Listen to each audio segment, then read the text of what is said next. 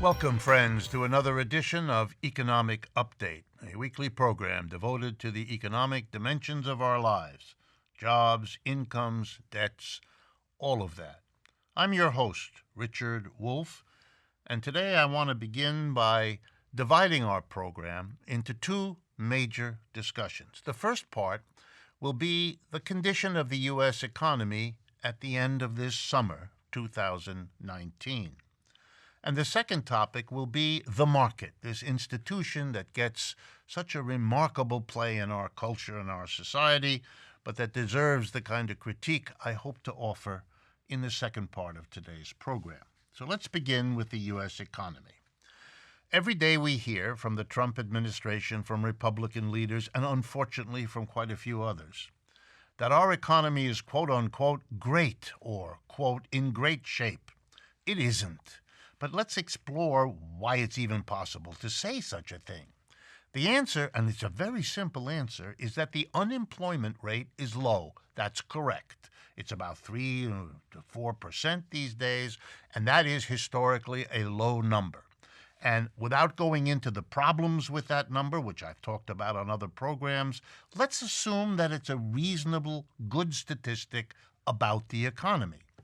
No one who has ever studied the economy, certainly no one with a claim to be an economist, would ever judge the economy by one statistic. It would be as if you went to the doctor, he gave you a thermometer to check your temperature, it was 98.6, and therefore you're done. Isn't that wonderful? You're normal.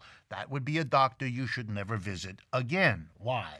Because you have to look at multiple indices. You have to look at different things to come to some composite judgment about the health of an economy or the health of an individual. So let me give you some more statistics to think about. The same government that says the economy is great, last year was the first year, 2018, that we had a brand new big fat tax cut for corporations and the rich. Huge. And it was premised on the notion that it would get the economic growth rate of the United States back to 3%, something it hadn't seen for a long time, which would be a great achievement. That achievement was not achieved. We are at 2%, and we're staying around 2%, and 3% is not in the cards. We gave an enormous tax cut to get something which did not materialize. That's not a good sign. That's a bad sign. Number two, Mr. Trump, in order to look as though he were defending America, making America first and all of that, has imposed tariffs virtually on the whole world, especially China, but Europe and Canada and Mexico too. That has disrupted the world economy and brought a recession nearer. Poor Mr. Trump, trying to get votes by being Mr. Tough Guy protecting, then produces a recession which will lose him the election if it happens in the next 12 months. So he's trying to lower interest rates. He's trying to keep telling us the economy is great, which, if it were, wouldn't need to lower interest rates. The poor man is caught up in his own chaos. There's really no other way to say it. But this is not good for the economy. Conditions in Europe and Asia are deteriorating, and that will come to the United States in a world economy sooner or later. But we're not done. There's a statistic, very nice one. How has the stock market done since Mr. Trump came to office? The answer is, as of mid-August 2019, that the stock market is up 29%. That's very impressive in two ways. Number one, it's a way more of an increase than wages have seen. In other words, the gap between the rich who own the shares and the rest of us has gone wider. The inequality has become worse over the last period since he was elected. But here's a number you might also enjoy. Using the same 645 days of Trump and asking how well did Mr. Obama's administration do in its first 645 days, whereas Mr. Trump, the stock market is up 29%. In the first 645 days of Obama, it's up 46%. Mr. Obama was even better for corporate America than Mr. Trump. In the 1960s, the ratio between CEO pay and average worker pay was in the neighborhood of 30 to 1. By the 1990s, it had become the ratio of 100 to 1. Since the year 2000, it has gone up to, ready, 250 to 1, the gap between the people at the top of our corporations. Now, nobody in their right mind thinks they're that much better today as leaders of corporation than they were in the 60s and 70s. I might remind you that in the 60s and 70s, when CEO pay was only 30 times the average workers, we had a more rapid rate of growth than we've had ever since. So more CEOs hasn't helped the economy, but it sure has helped the CEOs. And here's another measure of how well we're doing. The Federal Reserve did a study. Every year it does this study on the condition of American households. So the results for 2018 are in, and here's a statistic that jumped out at me. 1 in 4 Americans during the year 2018 did without needed medical care because they could not afford it. 25%. That includes millions who have medical insurance, but it still didn't cover something they needed, and therefore they did without it. That's not an economy that's doing great, no matter how you slice it. But I don't want to leave you with the notion that there's all bad news here. I just want to correct the absurd notion that we have a great economy that is the envy of the world. It isn't. Every one of the things I just went through with you isn't the envy of the world. It's something the rest of the world is happy it has avoided. But here's a bit of good news. The American Medical Association, a very conservative organization representing this country's doctors, recently pulled out of a coalition. The coalition is called the Partnership for America's Healthcare Future. This is a coalition that is a lobbying group. It represents drug companies, medical insurance companies, doctors, and hospitals. Or it did represent the doctors, but the doctors pulled out. You know, that coalition was very strong. By acting together, the insurance companies, the drug companies, the doctors, and the hospitals were able to drive up the price of medical care in this country, so it is far more expensive than in every other country in the world, any other developed country, even though the medical results we get, the outcomes, are mediocre. Many countries do better than us who spend a fraction of what we do, which, if there were real competition in the world, would have disappeared long ago. Why not? Because that coalition, drug companies, medical insurers, doctors, and hospitals, is powerful enough to get the laws changed and the regulations controlled to make them monopolists in selling medical care. That's really what we got. But the American Medical Association pulled out. Why? Because at this year's annual meeting of the American Medical Association, to everyone's surprise, the demand for a Medicare for all solution, sometimes called single-payer insurance system, a little bit like Canada's, was voted down, but only by a 53 to 47% majority. For the first time, half the doctors in America want what the right wing calls socialized medicine.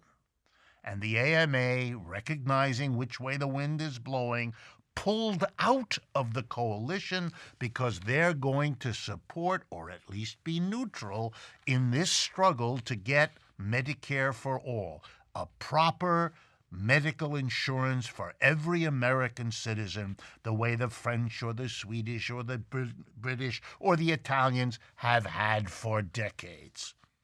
It's an interesting comment. It's a crack among the capitalists as some of them see which way the wind is blowing, and it is blowing against them and in favor of something much friendlier to the average American citizen.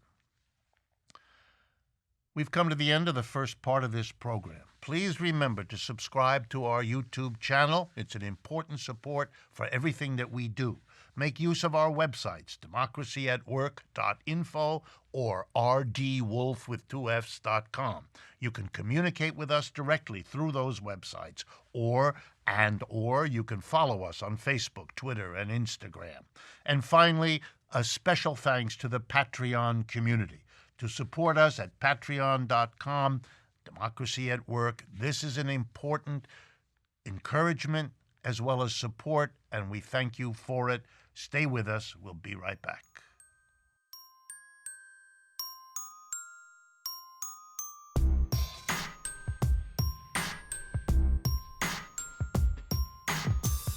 Welcome back, friends, to the second half, or the second part of Economic Update.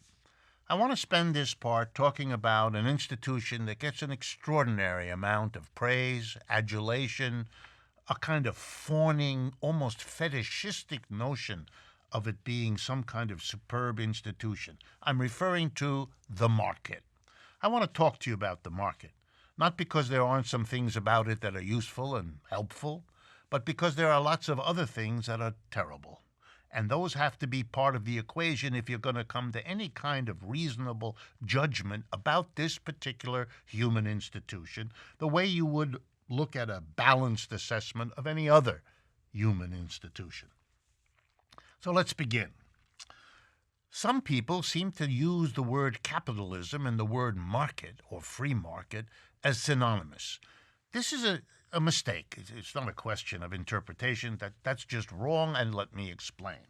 Capitalism is a system of producing things, goods and services. So we distinguish it, for example, from feudalism and slavery, which are alternative ways of organizing production. You know, in slavery, there's a master and a slave, and they have a relationship that produces goods and services. In feudalism, there's a lord and a serf, and they have a different relationship. For example, in slavery, a person can be the property of another person. The slave is the property of the master. In feudalism, it's not like that. The serf is not the property of the lord. The lord can't buy and sell serfs the way a master can buy and sell slaves. And capitalism is different from both of them because we organize that into the employer-employee, and the employer can't buy and sell employees, and the employee, unlike a serf, doesn't go with the land or is stuck to that particular employer. He's free or she's free to go, etc. So these are different ways of organizing production. Market is something else. A market is a system of distribution. What do we do with the product after it's produced? How do we distribute the shirts from the maker of shirts to everybody who wears one? How do we distribute the product of the farmer to everybody who needs to eat a meal, etc., etc.? And the market does that by what we call a quid pro quo exchange. I take shirts, if that's what I produce, and I go to a market and I bargain. I'll give you 2 shirts, you give me a bushel of potatoes, or 2 bushels, or that's the way it's done. Okay, so a market is a system of distribution. To show you the ignorance of equating that with capitalism, let me remind you, you probably know, but let me remind you, that markets have coexisted with slavery, feudalism, and capitalism. They're not peculiar to capitalism. For example, in slavery, there's a market in, you guessed it, slaves. You buy and sell slaves. That's what masters did. So, of course, there was a market where slaves were distributed from whoever brought them from Africa against their will to whoever bought them when they arrived here from whoever had brought them over, etc., etc. Okay.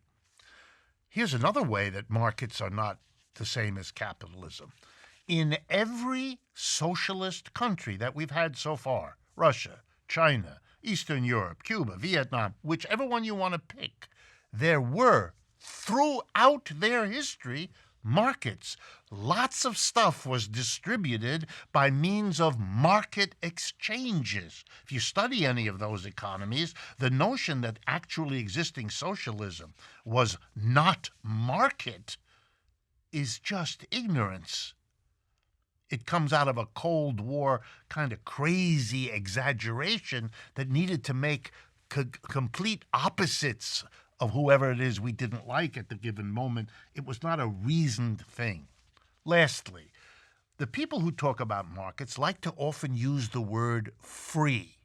What they seem to mean, when they've thought about it or explained themselves, is it's a market that isn't regulated by some political authority. A market with no rules, no regulations, where buyers and sellers confront one another and bargain and reach a mutually agreeable rate of exchange, each for whatever it is they have and each for whatever it is they want.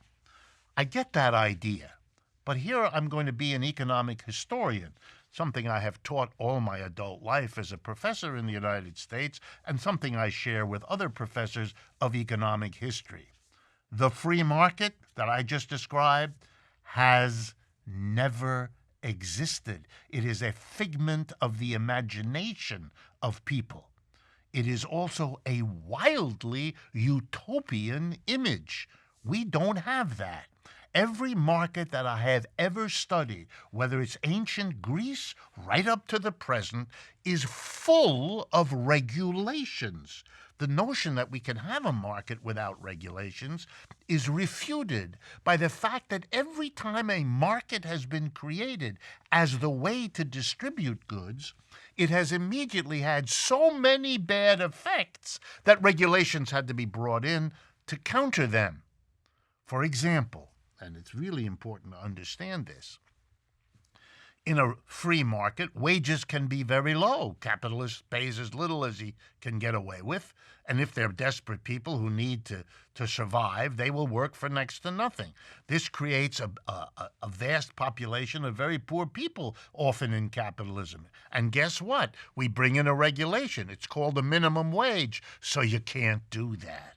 Here's another example. Some companies get into a position where they're the only company producing something, and they can jack up the prices because you got nowhere else to go. Think of your local utility. You don't have 6 utility companies to choose from. You don't have 6, etc., etc. So those companies jack up the prices. You know what we have as a result? The antitrust division of the Justice Department to break up the monopolies, because if you let the market go, the competition among many becomes a few, and then they do what they always do, and in come the regulations. There's a good reason why we have regulations, because markets have undesirable effects. So let's talk a little bit about them. First, let's remember what a market is. A market says that there are goods that people want. Let's suppose ice cream cones, for lack of a better example. Ice cream cones. Let's suppose there are 20 ice cream cones that are available for sale. And let's suppose that there are 50 people who want an ice cream cone. So the supply of ice cream cones, 20, and the demand for ice cream cones, 50. What happens? Very easy to understand. Let's suppose the sellers of ice cream cones are ready to sell them at 20 cents a pop. Well, the richest people out of the 50 immediately realize there's only 20 cones and there's 50 of us. But I've got a lot of money, so I'm going to offer 25 cents. Oh no, says another rich person. I'm not going to stand by while he gets it for 25. I can afford 30. And another rich one said, well, I can afford 50. You see what happens? The price gets bid up. As we teach in economics, the demand being greater than the supply, the price goes up. The idea being those with the most money can keep raising the price because they can afford to pay. But as the price goes up, the poorer people have to drop out of the race because they can't afford $2.18 for a cone. So guess what happens? When the dust settles, the 20 cones go to the people willing to spend the most money to bid up the price, because they don't care, because they're rich. They'll pay $5 a cone. In other words, what markets do is distribute whatever is scarce to the people with the money. The most money wins. Well, if the market is a game in which those with the most money win, then it's a game that favors the people with the most money. This is not rocket science, friends.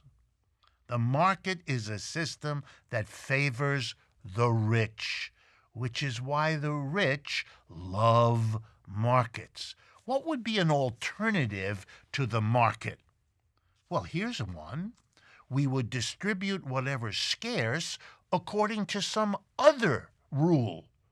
Not the rule who's got the most money to bid up the price. Here's an alternative rule. Who's got the greatest need? If I substituted milk for the ice cream in my example, and I said to you, of the 50 people who want milk, there's a dozen rich people who want it for their cats, and then the rest of the people want it for their babies. Well, suppose the rich people bid up the price so those with the babies can't afford it. Their babies go without so that the pets of the rich have the milk. Are you okay with that? Because that's the market solution. But if you had a different idea, that human beings' children are of more importance than rich people's cats, you would have to distribute the scarce milk in some other way, by some other rule. But folks, you already do that. Let me give you another example. It's Thanksgiving. You're all sitting around the table gobbling up that turkey. And you know who produced the turkey? Your mother. She roasted it. And then perhaps your father carved it up. And now you've got pieces of turkey. How are they distributed? Do mother and father sit at the head of the table and say to the assembled family, okay, what am I bid? Who's going to offer me for this drumstick, for this breast meat, for this wing? You don't do that, do you? You don't distribute the fruits of the labor of your mother and father by a market mechanism because you would think it's immoral, unethical, outrageous. Instead, your mother and father distribute because they love you. They distribute to everybody. They don't discriminate. They let everybody choose. What do you prefer? The leg or the wing or what? You understand? It's a different rule that you use in your home. And if you did have a member of your family who brought, say, whipped sweet potatoes to Thanksgiving and said, okay, I got the, who's going to offer me how much for this little scoop of, there would be a lecture given to that person. We are a family, that person would be told. We love each other. We produce food for one another because it's part of how we hang together as a family. It's how we show we care for each other. Bringing the market into this household is against the love we want there to be, to which I always like to add the thought, gee, if bringing the market into the household destroys love there, I got news for you. It may have the same effect outside the household, too. Think about it. Well, then there's another way that the market helps rich people. They use their money to get scarce things that help them be rich into the future, that help their children be rich. If you ever look at rich people, you find out very quickly they spend a lot of money on tutors, on special programs for their children, on special schools for their children, on all the best medical care, and on nice trips for them to learn about interesting things. You get the picture? They're taking care that their children will be rich in turn by spending money which poor people don't have. Here's another thing rich people do. They hire very expensive tax lawyers and accountants. You know what for? To get out of paying taxes, which those people specialize in. But they're very expensive. So you have to have a lot of money to pay the person who's going to get you out of having to pay taxes on your lot of money. In other words, wealth in a market can reproduce itself. It's an institution that not only favors the rich, but favors the rich staying the rich, which is why they do it so carefully. Well, then there's another defense. Well, it said, yes, okay, the market, but when the price goes up and rich people bid up the price, it's a signal, we are told, to producers, hey, make more of that because the price is high. It's a very sweet idea. Here's why it doesn't work. because rich people long ago figured out that if they're the only ones producing something, if the price goes up, they don't want other people to come in because that'll drive the price down. So they erect what we call in economics barriers to entry. You can't come in. A new car company can't break in because everybody's used to the same 5 names for what a car is. And a new car, let's call it a Fafufnik, isn't going to have an easy time being sold because nobody ever heard of a Fafufnik. It hasn't got 100 years of learning names like Ford and Chevrolet and Toyota and all the rest. So you create a barrier. You know how you do that? By plastering every corner of the universe with pictures of your car with that name over and over. Car is this, car is the. Other people can't come in, and that allows them to jack up the price because you're not going to go to somebody else. In other words, corporations play the market. They know exactly how markets work, and they intervene to make them work in their favor. Only in the minds of libertarians is there the notion that someday, somehow, somewhere, we're going to have a free market whose effects are not going to be shaped by rich people wanting to use it for their ends or by the government stepping in because the mass of people are getting so angry about what's going on that they demand some accommodation. Someday, if you have time, go back and read a little Plato and Aristotle. Both of those great fathers of modern Western civilization talked about markets, and both of them didn't like them. They were critical of markets. Why? They had the same argument. Markets destroy community. That was their argument. Markets disrupt and destroy society. They set people against each other because in a market, you're always in this situation. I want to get more and give less. I want to get the best price I can for whatever it is I have to sell. I want to pay the least possible for whatever it is I want to buy. We're always adversaries. We're not working together. We're trying to figure out how to get one over on the next person. This is not a way to build community. This is not a way to build solidarity. It's not a way to distribute goods and services, which is why your mother and father don't do it that way at Thanksgiving. Even here in the United States, we got rid of markets in the World War II. You know why? Because we were fighting a war with the Germans and the Japanese. And we needed all our resources in America to fight that war. And we said, okay, we're going to use resources for military, produce bombs and bullets and planes and tanks. And that means those resources are not available to produce consumer goods. Now, we could let the market deal with the reduced supply of consumer goods because we're doing all this military work, but then only the richest people could afford what remains of the consumer goods. And that would make the mass of people very angry, and we can't have that and have a solidary society to fight a war. So we're not going to let the market distribute the consumer goods that are available after military production.